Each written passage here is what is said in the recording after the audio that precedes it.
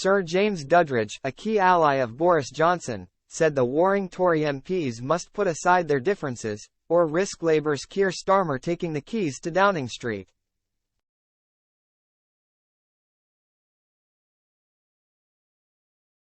The latest blue-on-blue attack erupted after Nadine Dorries, a Boris Johnson loyalist, launched a scathing attack on the Prime Minister as she finally formally resigned, 11 weeks after promising to go.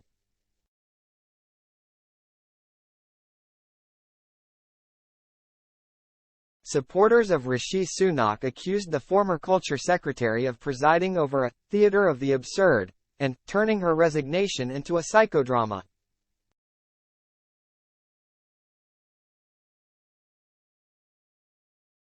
In her resignation letter, she heavily criticized Mr. Sunak personally and accused his government of making no progress.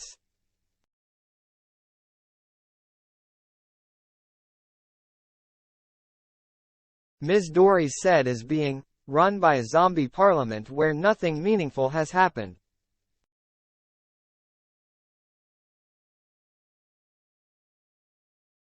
She also said of the Prime Minister, "You have no mandate from the people and the government is adrift."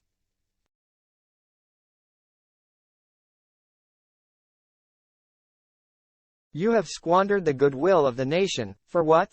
Speaking to Talk TV yesterday, Ms. Dorries continued her extraordinary broadside claiming the Conservatives are very, very unlikely to win a majority at the next election and said Mr. Sunak had squandered the goodwill of the nation.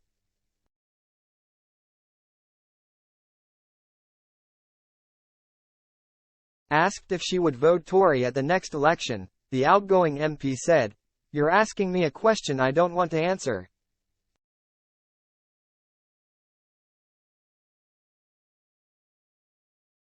Sir James Duddridge, another key ally of Mr. Johnson, last night called for calm, warning that the opposition leader will win if the civil war is allowed to rage on.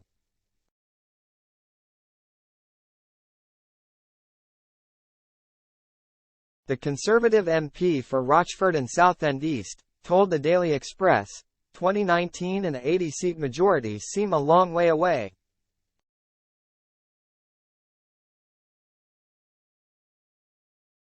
"None of us are blameless in all this, Rishi, Boris, Nadine. All of us got us into this mess.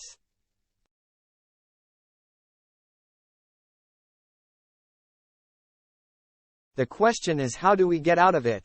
Rishi's 5 pledges are a start but we need to deliver, especially on the economy and fast.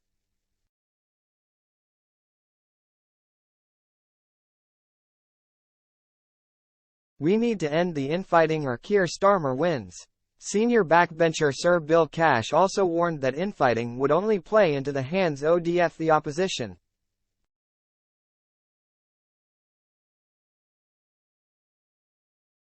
He said, "There's been so much of this going on over the Boris period.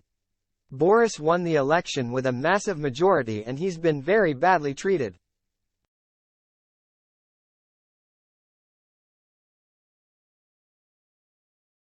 But the reality is, there have been other collateral casualties. I do think she has had a very rough deal.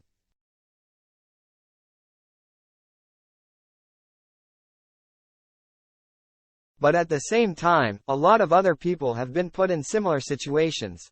The evidence is very strong, in fact overwhelming. By-elections don't demonstrate what will happen in the general elections.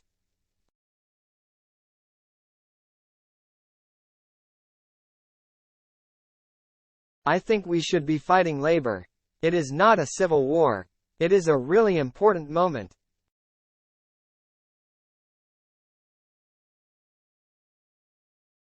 People are interpreting this as a civil war. We need to win in the national interest.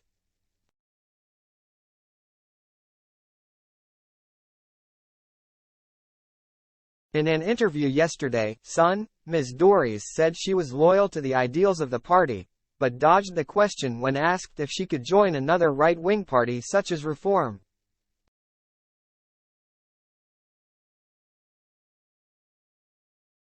But in her resignation letter she heavily criticized Sunak personally and accused his government of making no progress.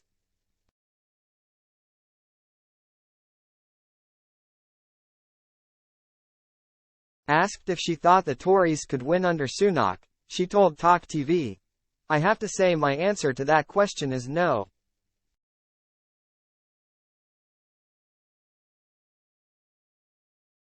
I would urge the people of Mid-Bedfordshire to forget about anything to do with party politics at the moment because it's a mess and the Conservative Party is broken."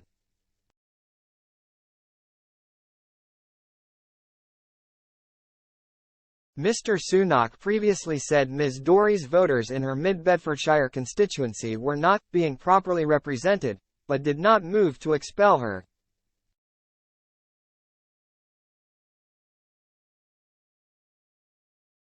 Senior Tory Bob Neal, a loyal Sunak supporter, hit back saying Ms. Tory's had become an embarrassment after presiding over a theatre of the absurd.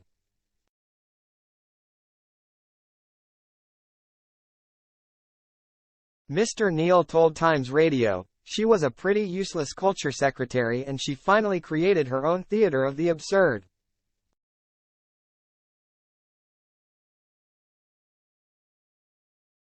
It is so obviously motivated by personal bitterness and bile and has got no credibility at all.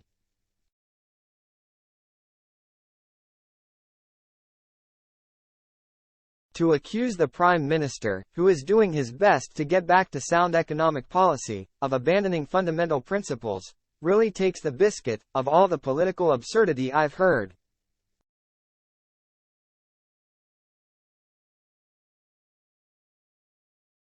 Tory peer Gavin Barwell, the former No. 10 Chief of Staff under Theresa May, said her claim that Mr. Sunak whipped up a storm against her was absurd, insisting that it had come from the constituency.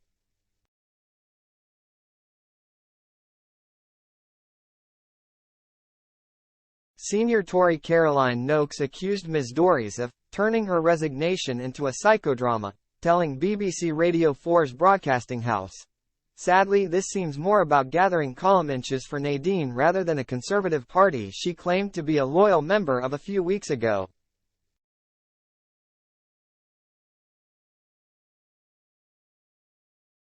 Veterans Minister Johnny Mercer said, "No one's bigger than the party. You're talking to a guy who's been sacked from government twice."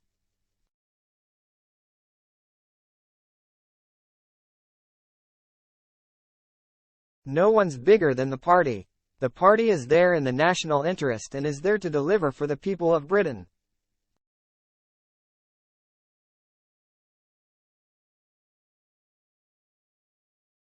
Mr. Mercer conceded that, from time to time everybody will feel unhappy, adding, "It's regrettable that Nadine's gone down the personal route, but that is her right."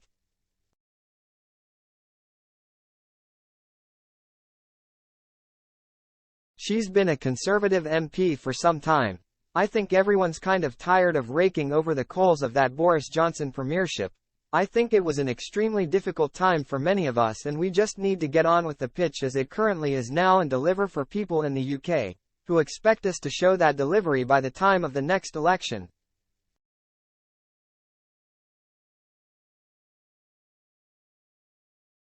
Mr. Mercer added, "I think we have to work harder to make people really feel those benefits and feel that stuff is being done."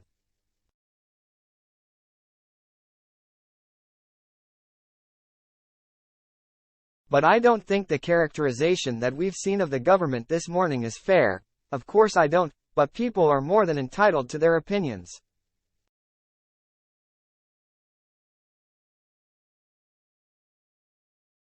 Ms. Tory's finally handed in her resignation 11 weeks after she vowed to go, leaving the PM facing another potentially damaging electoral test during the Conservative Party conference.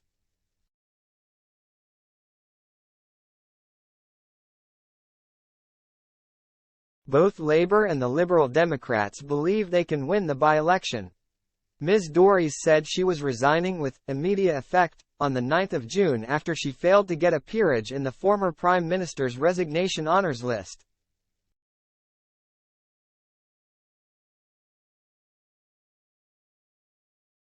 But the Tory MP said she delayed her exit to investigate why she was refused a seat in the House of Lords.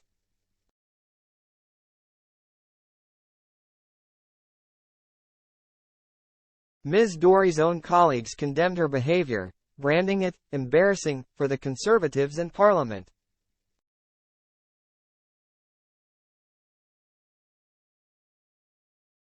Tobias Elwood, the chair of the Commons Defence Select Committee, said, "It's been an undignified chapter.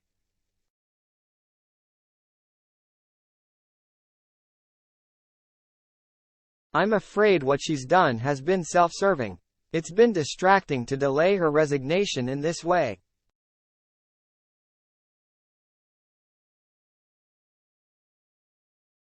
"I don't really want to spend a lot of airtime on this, which is an episode of colleagues throwing their teddies in the corner, in this case for simply not getting a peerage.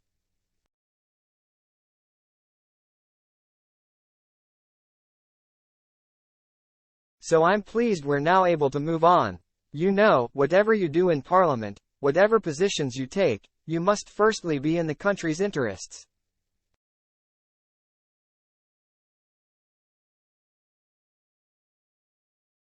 And then secondly, in the party's interests, and what she and others have done recently fails on both accounts.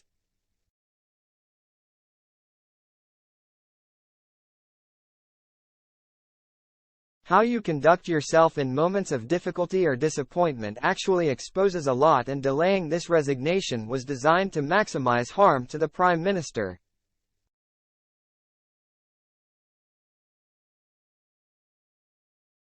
I'm pleased that this sort of selfish charade is now over. The party can now move forward and we pick up the pieces and we repair.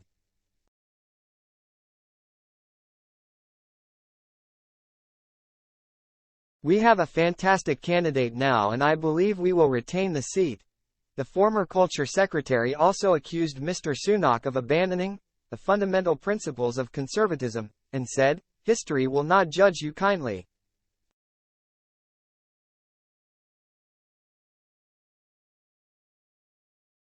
Since you took office a year ago, the country is run by a zombie parliament where nothing meaningful has happened," she wrote.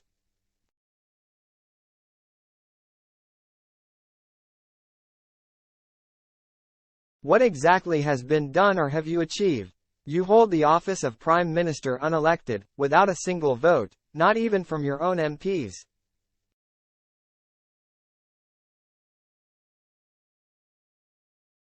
You have no mandate from the people, and the government is adrift. You have squandered the goodwill of the nation, for what?